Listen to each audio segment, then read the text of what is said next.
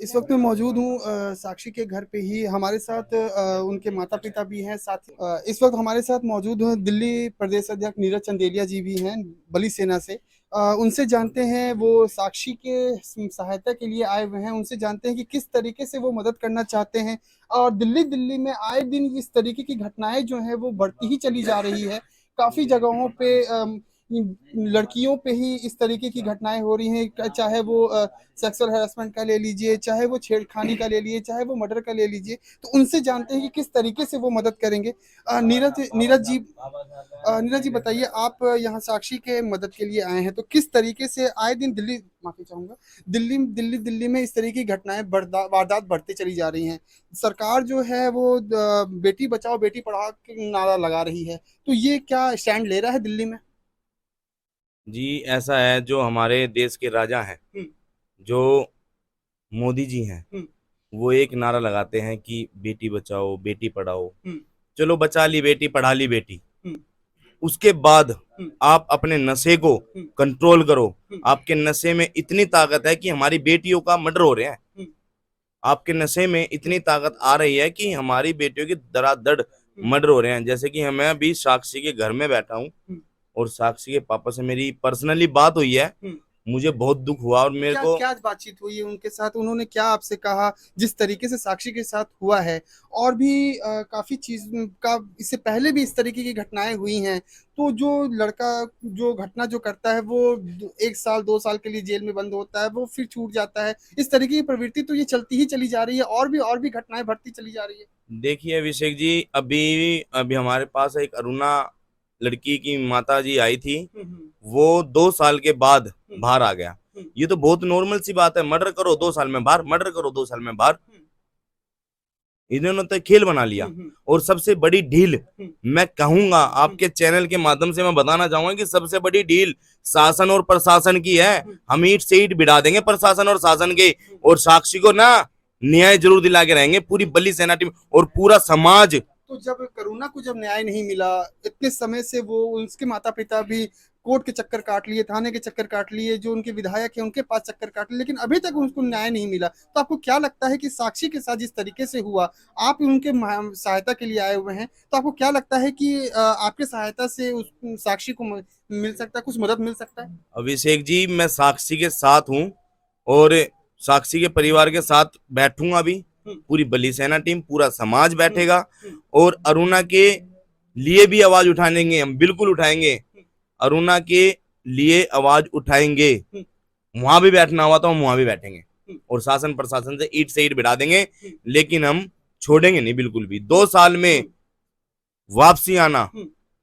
कोई मजाक नहीं चल रहा है। इनके घर से इनकी बच्ची गई है, इनसे पूछो। जी। तो साक्षी के मतलब माँ बाप के साथ आपकी क्या कुछ बात हुई है, वो आप कुछ हमारे चैनल को बताना चाहें?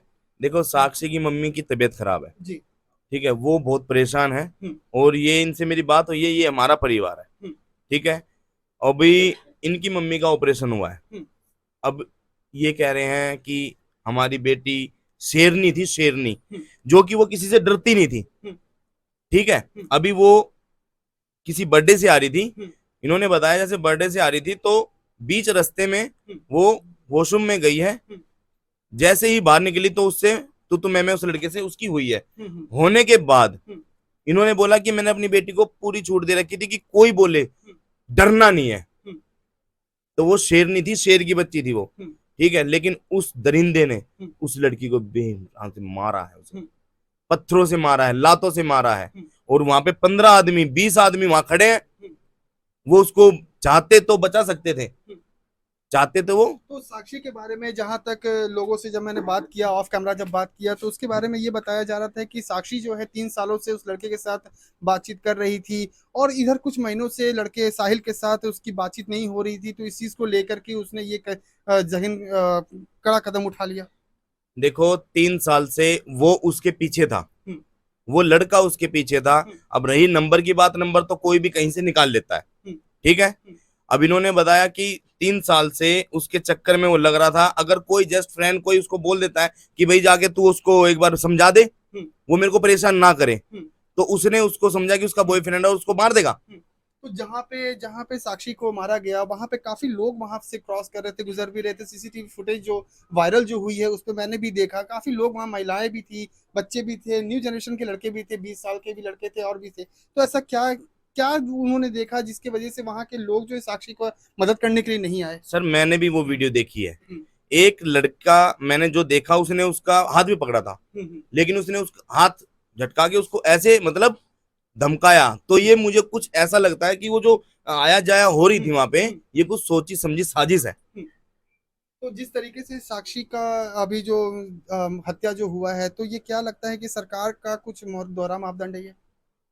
सरकार ने इस साक्षी लड़की के जो केस को हाईलाइट किया है, हाईलाइट करने के बाद उस लड़के को वो छोड़ देंगे,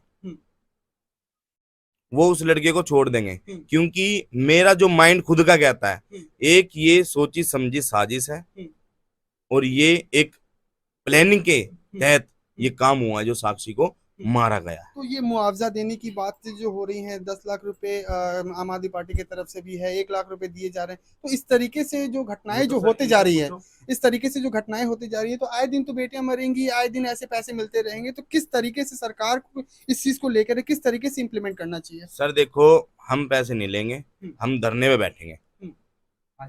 पूरा समाज, पूरी बली सेना टीम, हम धरने पे बैठेंगे, ईंट से ईंट बजा देंगे और हम जब तक नहीं उठेंगे जब तक उसको फांसी की सजा नहीं देते। तो हम तो देखा कि किस तरीके से ये परेशानियां जो हैं किस तरीके से हो रही हैं। हमारे साथ साक्षी के फादर भी हैं, उनसे आइए जानते हैं किस तरीके से हुआ। उन्होंने उनकी बेटी, उनके घर से एक मेंबर जो है वो चला गया, जो कि घर की सबसे बड़ी बेटी थी। वो बताया जाता है कि वो लॉ करना चाह रही थी, एडवोकेट बनना चाह रही थी, लेकिन वो एडवोकेट किस तरीके से बने जब बेटी ही यहाँ पर सेफ नहीं है, तो वो आगे बेटी बचाओ बेटी पढ़ाओ का जो नारा जो होता है वो यहाँ पे कहीं ना कहीं वो फेल होता हुआ दिखता आ रहा है। तो सर आप बताइए, जिस तरीके से आपकी बेटी के साथ हुआ, तो पूरा आप मंजर बताइए, किस तरीके से हुआ, पूरा कहानी किस तरीके से है ये? सर कहानी यही है कि वो बर्थडे में गई थी। हाँ। और बर्थडे में गई, फिर मार्केट गई कोई सामान लेने के लिए। तो 2-3 सहेलियां थी, तो उन सहेलियों से बोले कि आप लोग चलो, मैं जरा बाथरूम से होके आ रही हूँ। तो बाथरूम में गई, बाथरूम से आ रही होगी, तो उसने कुछ उल्टा पुल्टा बोला हुआ, इसने भी बोली होगी। तो हमने इसको बोला था, बेटा तुम किसी को डरना नहीं और किसी सुनना नहीं। तो वो बोला होगा जी सर, इसने भी बोली होगी कुछ, तो जितने वो अपना मार वार तो जैसा कि बताया जा रहा है कि साक्षी जो है 15 दिनों से बाहर थी और भाई अपने जीजा जी के घर पे थी। तो जहां तक बताया जा रहा है कि वो भी थाने में जेल बंद थे, तो उनको भी छोड़ा गया था। तो क्यों, क्या दिक्कत आई 15 दिन से वो क्यों बाहर थी, वहां पर क्यों थी वो?